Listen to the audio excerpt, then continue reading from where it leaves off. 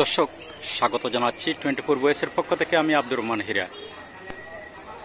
দর্শক, আমরা সিলেটের ইতিহাস ঐতিহ্য নিয়ে কাজ করি। গ্রামে গঞ্জে আমরা ইতিহাস খুঁজি এবং সেসব ইতিহাস নিয়ে আমরা ভবিষ্যৎ প্রজন্মের জন্য কাজ করি।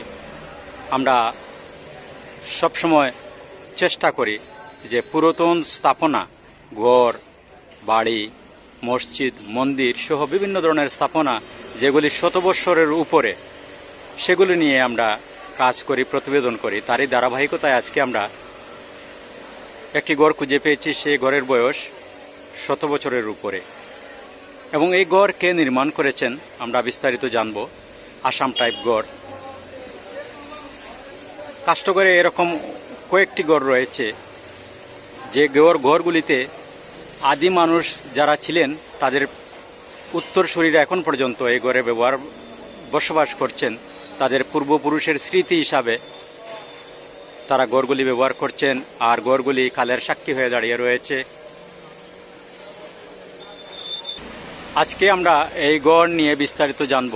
যারা এখন এই গড়ে বসবাস করছেন, যারা এই গড় ব্যবহার করছেন, আমরা তাদের কাছ থেকে জানব। দর্শক, আমরা ভবিষ্যৎ প্রজন্মের জন্য ইতিহাস ঐতিহ্য নিয়ে কাজ করার চেষ্টা করি।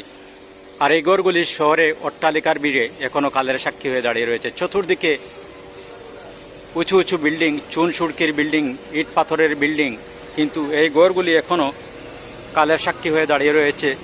শতবর্ষী গড়। আর এই গড় নিয়ে আমরা আজকে বিস্তারিত জানার চেষ্টা করব।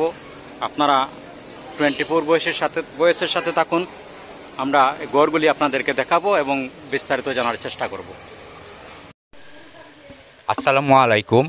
আমার যে বাসাটা দেখতে পাচ্ছেন, এটা আমার মরহুম পিতা লুৎফুর রহমান, সাবেক সংসদ সদস্য সিলেট 6, ওনার হাতে নির্মিত এই বাসাটা হচ্ছে শতবর্ষী বাসা। এই বাসার যে কাজ, সেটা আসাম প্যাটার্ন স্টাইলে এইটা গড়া হয়েছে। এই বাসা আমরা এখনও সংরক্ষণের জন্য রাখছি, এটা আমরা ভাঙবো না ইনশাল্লাহ। আর এই বাসা যাতে সিলেটের ইতিহাস ঐতিহ্যের অংশ হিসাবে থাকে, সেই হিসাবে আমরা আপ্রাণ চেষ্টা করব। ধন্যবাদ সিলেটবাসী।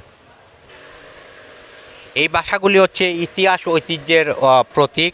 আমি সবাইকে অনুরোধ করব এটা যাতে ভাঙা না হয়, সিলেটের ইতিহাস ঐতিহ্যকে যাতে বিলুপ্ত না করা হয়।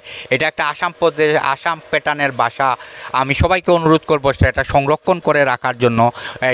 এটা যেন কোনোভাবেই অট্টালিকা হয় না বা পরিবেশ দূষণে বা সবার মাল্টি স্টোরেজ বিল্ডিং না হয়ে সেটা আসাম প্যাটার্নের একটা সিলেটের ইতিহাস ঐতিহ্যের অংশ হিসাবে যেন থাকে, এই অনুরোধ আমি সবাইকে জানাবো। আমি আরও ধন্যবাদ জানাচ্ছি আব্দুর রহমান হীরা ভাইকে, ভয়েস 24-এর স্বত্বাধিকারী। ওনাকে অনেক ধন্যবাদ জানাচ্ছি যে আমার এই শতবর্ষী বাসাকে যে সবার সামনে তুলে ধরার জন্য আমি ওনাকে অনেক অনেক আন্তরিকভাবে ধন্যবাদ। এই গড়টি হচ্ছে আসাম টাইপের এবং অত্যন্ত সুন্দর কারুকাজ করা গড়ের। এখন পর্যন্ত গড়টি ব্যবহার হচ্ছে। এই দেখুন, সমতল জায়গা থেকে অনেক উপরে এই গড়ের অবস্থান। এই দেখুন, এবং এক ধরনের কারুকাজ করা রয়েছে এখানে নেটের মতো করে, সেটিও পাকা। অনেক উপরে গড়টি। 100 বছর আগে যিনি গড় নির্মাণ করেছেন, তিনি এই চিন্তা করে নির্মাণ করেছেন যদি কোনো সময় কোনো ধরনের বন্যা বা পানি জমাট হয় তাহলে যেন গড়ের ভিতরে পানি প্রবেশ না করে। সে চিন্তা করেই 100 বছর পূর্বে এত উঁচু করে এই গড়টি নির্মাণ করেছেন। আমরা পুরো গড়টি আপনাদেরকে দেখাচ্ছি, এরপর আমরা গড়ের ভিতরে প্রবেশ করার চেষ্টা করব। আমরা বাইরের অংশটুকু দেখাচ্ছি। দেখুন, গড়ের বারান্দা। অসাধারণ একটি গড়, আসাম টাইপ গড়। এই গড়টি বিলুপ্তির পথে এখন, তবে কাষ্ঠগড়ে এরকম গড় অনেকটি রয়েছে এখন পর্যন্ত, যারা প্রজন্মের পর প্রজন্ম গড়টি তারা এখন পর্যন্ত রেখে দিয়েছেন এই স্মৃতি হিসাবে। তেমনি আমরা যে গড়টি দেখছি, এই গড়টিও স্মৃতি হিসাবে, পূর্বপুরুষের স্মৃতি হিসাবে কালের সাক্ষী হয়ে দাঁড়িয়ে রয়েছে গড়টি। আর শহরের অত্যন্ত ব্যস্ততম এলাকা কাষ্ঠগড়, আর এই কাষ্ঠগড়েই এই গড়ের অবস্থান। চারিদিকে অট্টালিকার ভিড়ে শতবর্ষী গড়টি দাঁড়িয়ে রয়েছে কালের সাক্ষী হয়ে। এগুলি আস্তে আস্তে বিলুপ্তির পথে। সিলেটে এরকম অনেক গড় ছিল, সেগুলি বিলুপ্তির পথে। এখন মাত্র কয়েকটি গড় রয়েছে, হাতে গোনা কয়েকটি গড়, তার মধ্যে এই একটি গড় কাষ্ঠগড়ে। সেই গড়টি আপনাদের দেখাচ্ছি। আমরা গড়ের ভিতরে আমরা প্রবেশ করছি এবং গড়টি ব্যবহার হচ্ছে। এই আমরা বারান্দায় রয়েছি এখন।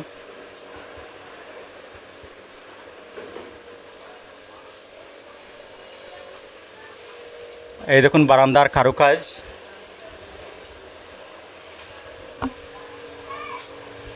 দর্শক, আমরা এখন ঘরে প্রবেশ করব। ঘরের ভিতরটি আপনাদের দেখাচ্ছি আমরা। এই দেখুন পুরোটাই কাঠের ছাদ।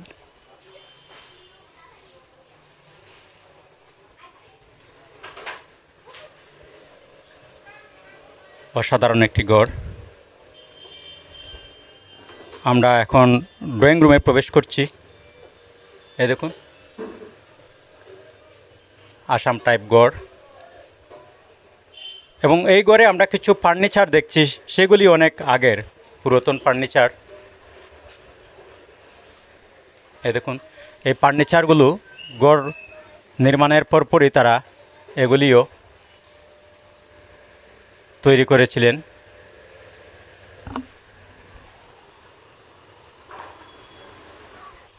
শতবর্ষী আরেকটি আলমিরা আপনাদেরকে দেখাচ্ছি। এই দেখুন সুন্দর কারুকাজ করা, এবং এই ঘরে আমরা অনেক ব্যবহারিক আসবাবপত্র দেখছি, অনেক পুরাতন।